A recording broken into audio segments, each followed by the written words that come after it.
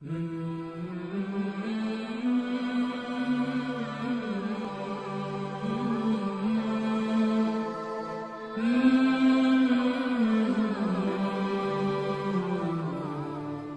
کے ذکر سے رخ پھیر لے، اللہ کی یاد سے رخ پھیر لے، اللہ کے دین سے اعراض کرے تو پھر خدا شناسی، قناعت، توکل اور اعمال خیر تو اس سے چھن ہی جائیں گے، اس کو خود فراموشی کے عذاب میں مبتلا کیا جاتا ہے۔ اور قرآن مجید نے ایک دوسرے مقام پہ ارشاد فرمایا وَلَا تَكُونُوا كَالَّذِينَ نَسُوا اللَّهَ فَأَنسَاهُمْ أَنفُسَهُمْ، ان لوگوں کی طرح نہ ہو جانا جنہوں نے رب کو بھلا دیا، وہ بھول گئے، اپنے رب کو بھول گئے۔ غفلت ایسی طاری ہوئی سویر سے لے کر شام تک اور شام سے سویر تک، دنیا اور دنیا ہی مقصد حیات بن گیا۔ دنیا میں آئے کس لیے تھے، مقصد کیا تھا، بھول گئے۔ میلہ دیکھنے کے لیے آئے تھے، گھر کا راستہ بھول گئے۔ اللہ اکبر۔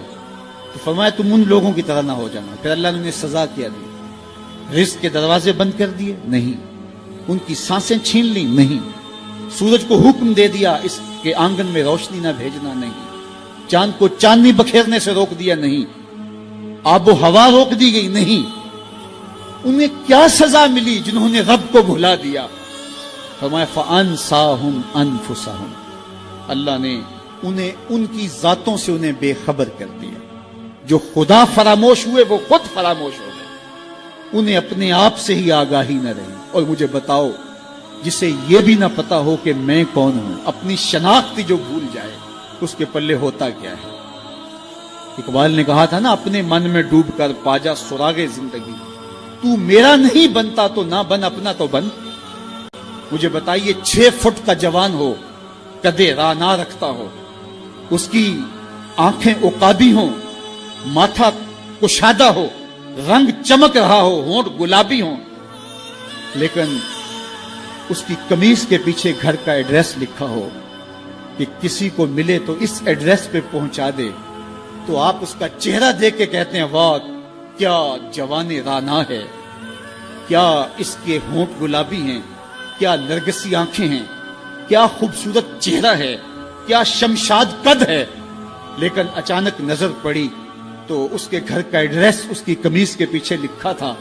آپ نے کہا میں نے دور سے دیکھا، اس کا تو توازن عقلی ہی ٹھیک نہیں، یہ تو بیچارہ جو ہے وہ پاگل ہے۔ تو قد کاٹ ہونے کے باوجود گھر کا ایڈریس پیچھے لکھ دیا گیا، تو اب ہر کوئی سمجھتا ہے کہ یہ بیچارہ فہم و ادراک کے نور سے خالی ہے۔ قدے رانا پہ ترس آنے لگ جاتا ہے، اور وہ آنکھیں جن میں ڈوب جانے کو، جھیل جیسی آنکھوں میں غوطہ لگانے کو جی چاہتا تھا، تو اب ترس آنے لگ جاتا ہے کہ یہ بیچارہ تو خود فراموش ہے۔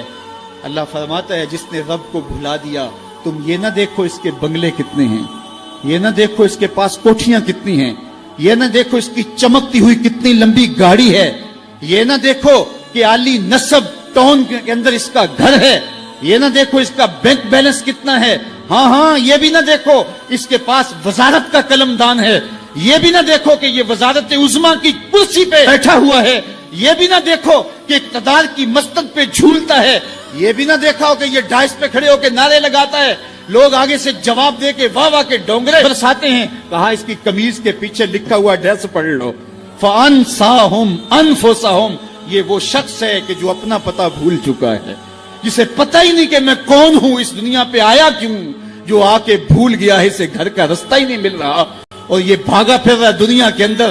کیا بتائیں احباب، کیا کارنامائیاں کر گئے، BA کیا، نوکر ہوئے، پینشن ملی اور مر گئے، زندگی کا مقصد ہی نہیں ملا۔ کہا جو اس دنیا میں اندھا رہا، کل قیامت کے دن بھی نابینا اٹھایا جائے گا۔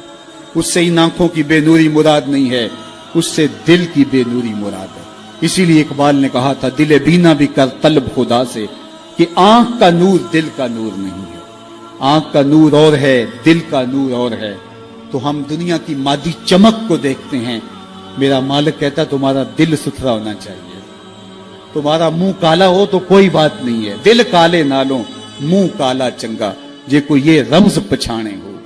اصل تو دل کی پاکیزگی ہے، اور دل رب کے ساتھ وابستہ ہو، اس کے رسول کے ساتھ وابستہ ہو، تو جس نے اللہ کے دین سے رخ پھیرا एराज किया तो फिर उसका नतीजा क्या हो कि उसकी जिंदगी तल्ख हो जाएगी। एक बादशाह था, वो फूलों की सेज पे सोया करता था।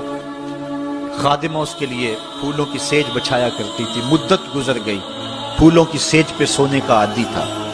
एक दिन खादिमा ने सोचा, लोंडी ने सोचा, रोजाना बादशाह इस सेज पे सोता है, पता नहीं क्या लुत्फ होगा। कमर सीधी करने के लिए, उस सेज का लुत्फ उठाने के लिए वो भी लेट गई। सेज तैयार करने के बाद एक लम्हे के लिए कमर सीधी की तो सारे दिन की थकी हुई थी, आंख लग गई। बादशाह वक्त पर अपने उजला में दाखिल हुआ, अपने उस खास कमरे में दाखिल हुआ तो एक लोंडी को फूलों की सेज पे सोया हुआ देखा तो गैरत से जल बुन के कबाब हो गया। एक लोंडी की ये औकात कि बादशाह की सेज पे सोए।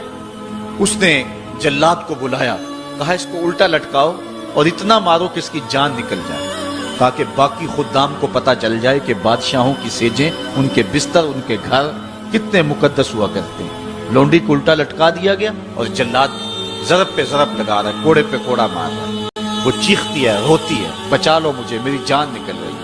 रोते रोते क्या ख्याल आया कि उसने हंसना शुरू कर दिया। बादशाह ने जल्लाद को कहा, रुक जा, इस लोंडी से पूछ रोई क्यों है, इसे ये भी पूछ हंसती क्यों है। जल्लाद ने कहा, लोंडी बता रोती क्यों है। उसने कहा, तुझे नहीं पता जब कोड़ा लगता है तो जान निकलने को आती है, नज़ा का आलम तारी हो जाता है। कहा, ये तो समझ है, लेकिन हंसती क्यों है। कहा, हंसी मुझे इस बात से आई है कि चंद लम्हों के लिए सोई हूं, इतनी तकलीफ काट रही हूं, सोचा जो उम्र भर हो गई सोते हुए जिसको, उसका क्या बनेगा। जिसकी जिंदगी बीत गई इस सेज पे सोते हुए, उसका क्या बनेगा। साहिबो, ये दुनिया फूलों की सेज ना बनाएं, इस दुनिया को अल्लाह की इबादत के लिए गुजारें, जिक्र फिक्र में गुजारें। सहरी के वक्त उठ के मुसल्ले पे खड़ा होकर रोना सीखें, अल्लाह के हुजूर आए, सारे काम छोड़ दें, रिज़्क की तलाश में राज़िक को भूल ना जाएं। तुम समझते हो दुकान बंद करके चले गए तो शायद मेरी आज की सेल कम होगी। सेल देने वाला, रिज़्क देने वाला, रिज़्क के दरवाजे खोलने वाला वो रब है।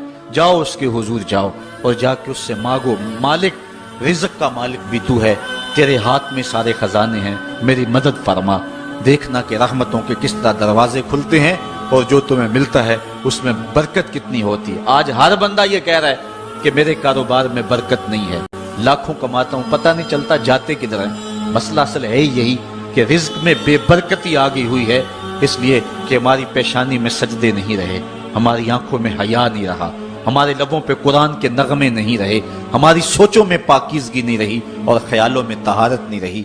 आज गलाजत ही गलाजत, गंद ही गंद, और जो है वो शहवत ही शहवत और बेहयाई ही बेहयाई आंखों में, नजरों में, ख्यालों में भर दी गई है। बाजार में चले जाएं, घर चले जाएं, घर का दरवाजा बंद करके, मुकफ्फल करके भी अगर आप समझते हैं कि मैं महफूज हो गया हूं, आज तो वहां भी महफूज नहीं रहा जाता। अजीब सूरत हाल बनी हुई है। अपने घरों को इन सारी शरारतों से पाक करो और अपनी नजरों को पाकीज़गी सिखाओ, फिर देखना कि किस तरह बरकतें होती हैं और किस तरह रहमतें होती हैं।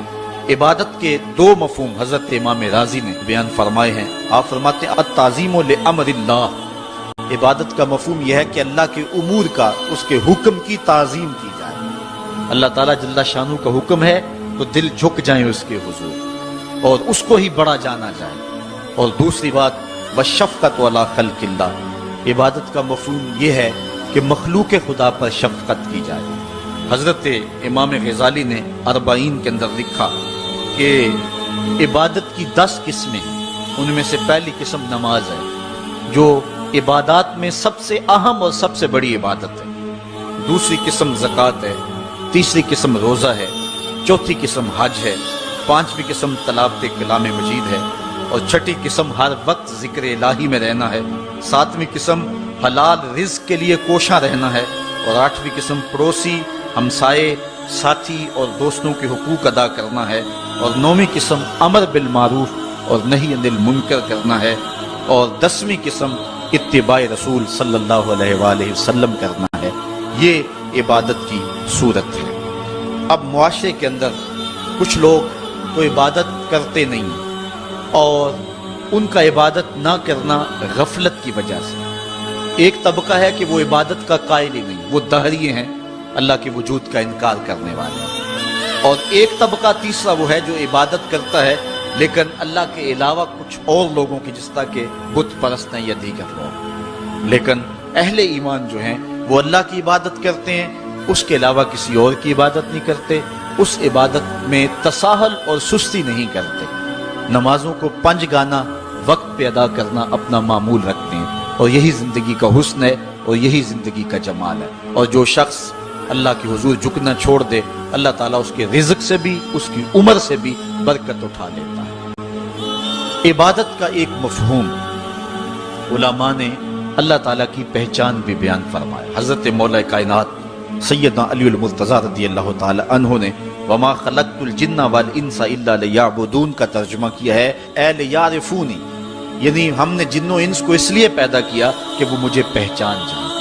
اللہ تعالیٰ جل شانہ کی پہچان بندے کے اوپر جو ہے وہ ضروری ہے. اور جو شخص اس دنیا پہ رہ کے رب کی معرفت حاصل نہ کر سکا تو وہ قیامت کے دن بھی نابینا اٹھایا جائے گا.